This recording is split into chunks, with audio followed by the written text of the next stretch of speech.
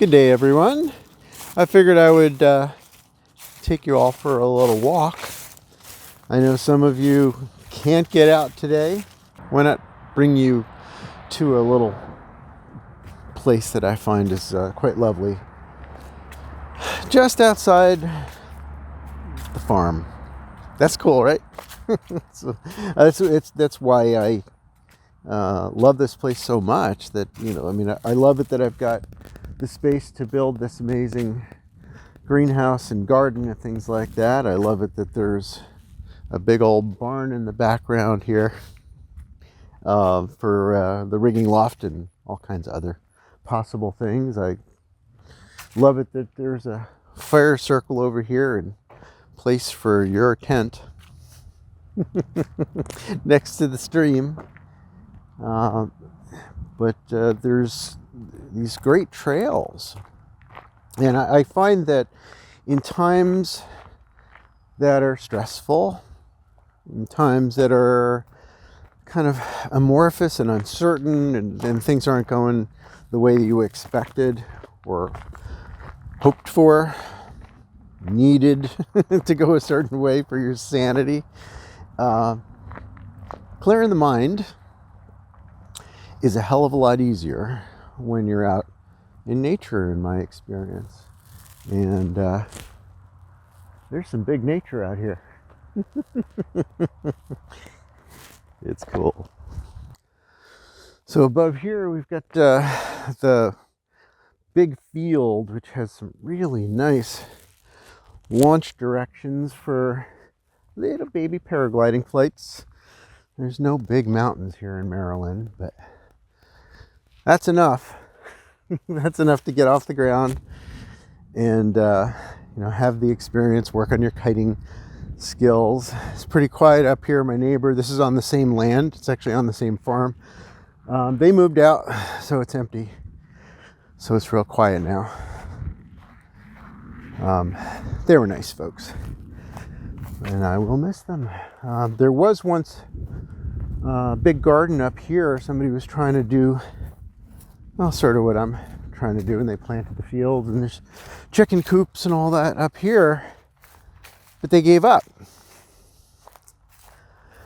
I wonder how many folks, for instance, during the COVID time that got started with gardening and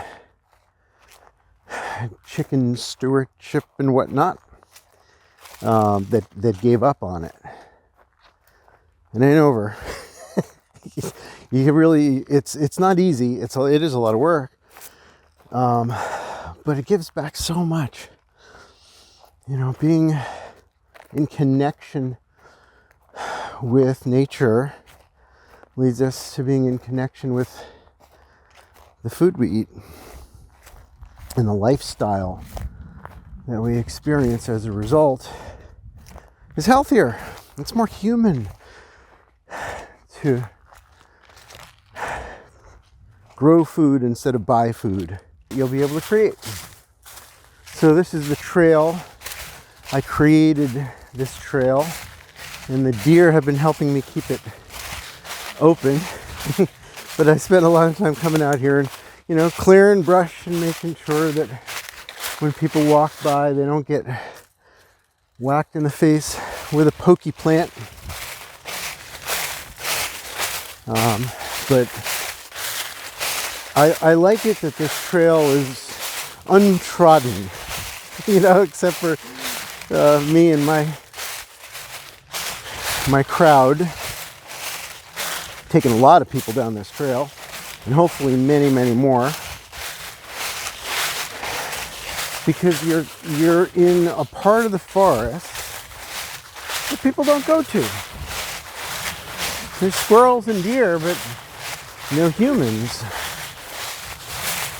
Once in a while, I see my neighbor out here fishing, and I say hi to Martin. We talk a few minutes about what kind of fish he's catching, and ask him if he's got any more wood that he's cut up for my wood stove.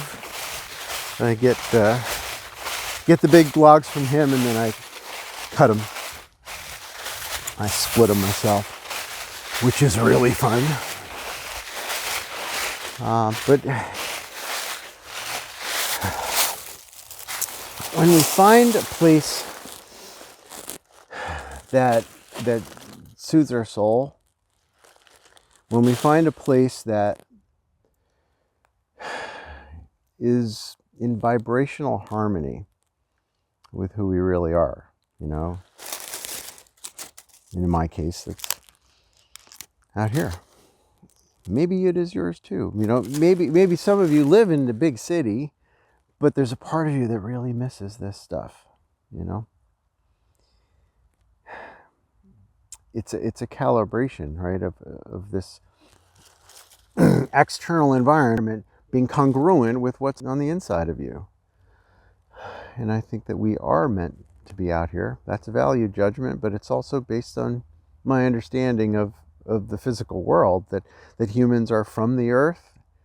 We're born from the earth, but we're still part of it. It's inside of us. And we try to extricate ourselves from it and build, basically like spaceships that don't go anywhere. You know, these little cocoons where we can keep it nice and warm, and we got our warm showers and our, you know, stove and fridge and all that stuff, and then of course the internet. It's very easy to disconnect so much that we're losing something, you know. And maybe some of you have this feeling, I get it too, where you spend a little too much time indoors.